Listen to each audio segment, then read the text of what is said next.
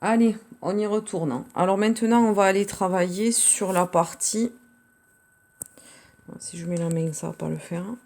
On va aller travailler sur la partie de l'insert de sonne. Alors l'insert de sonne, ce sont les strophes 3, 4, la grande 6, là, l'énorme, la 8 et la 9 finale.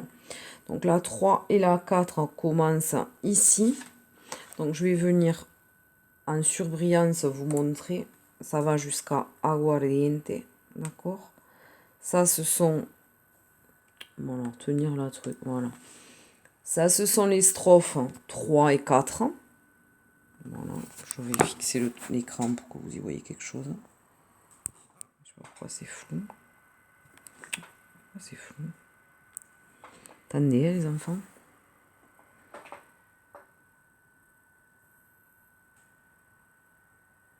Voilà, je sais pas pourquoi c'était flou. Bon, donc ça, ce sont les strophes 3 et 4. D'accord? C'est le début du son. Le début du son, le début de cette chanson, le début de ce rituel Yoruba. Donc qui va être inséré sur le texte de départ, sur les strophes 3, 4, la grande 6. Alors la grande 6, elle est à partir du vers 30, ici.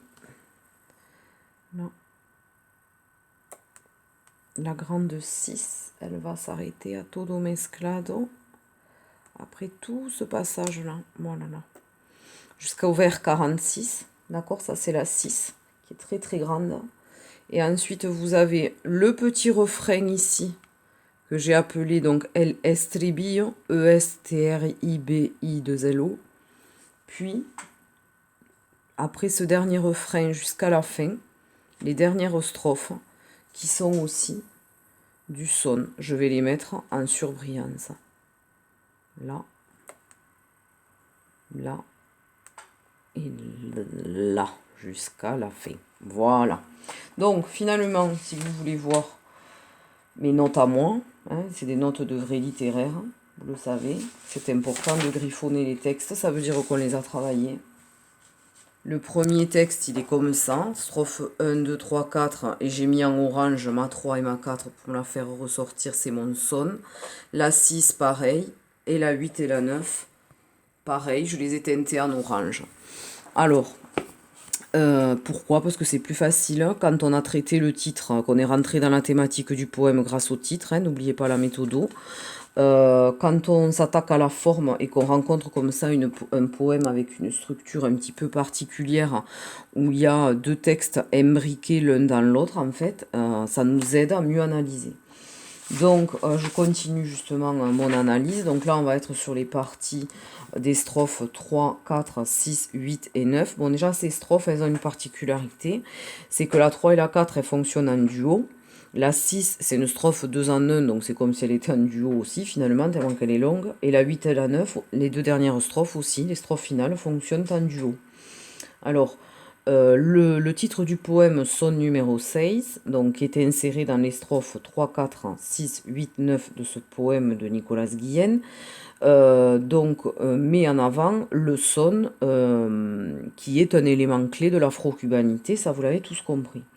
Alors, dans l'espace formel du texte, d'accord, on a vu tout à l'heure qu'il y avait des strophes où c'était le maître de cérémonie qui mettait en scène le son sur les strophes 1, 2, 5, 7, c'est-à-dire 4 strophes. Et par contre, le son lui-même, sur les strophes 3, 4, 6, 8, 9, et représente, il est en supériorité numérique, c'est-à-dire qu'il y a plus de strophes dédiées au son que dédiées à la voix poétique qui le met en scène. Donc ça nous permet de déduire dès le début que le son, il domine tout, d'accord? Donc pour Nicolas Guillen, pour lequel vous aurez fait vos recherches, et pour les Cubains de manière générale, puisque lui, il est porte-parole aussi de la culture yoruba, de l'afro-cubanité, etc. eh bien, on voit ici que le message que nous donne la forme, sans même aller lire, vous avez vu comment on fonctionne, on va même pas lire à l'intérieur des strophes, on va même pas chercher des mots de vocabulaire. On fait une lecture générale, on va accéder à une compréhension globale avec la méthode, d'abord le titre, ensuite la forme, et déjà on va avoir des éléments de sens. Donc là, du fait que les strophes dédiées au son elles dominent les strophes qui ne sont pas dédiées au son, eh ben forcément, c'est déjà un premier message de la part de l'auteur qui donne plus d'importance au son qu'à l'identité cubaine, puisque vous vous souvenez que les autres strophes qui étaient parlées par le metteur en scène, entre guillemets, hein, celui qui mettait en scène le son, qui faisait les tambours tout autour, hein, d'accord, hein, toute cette mise en scène-là, c'est l'identité, puisqu'on est dans les strophes du jeu, de l'expression et de l'affirmation du jeu dans toutes les formes verbales. Donc dans l'identité, de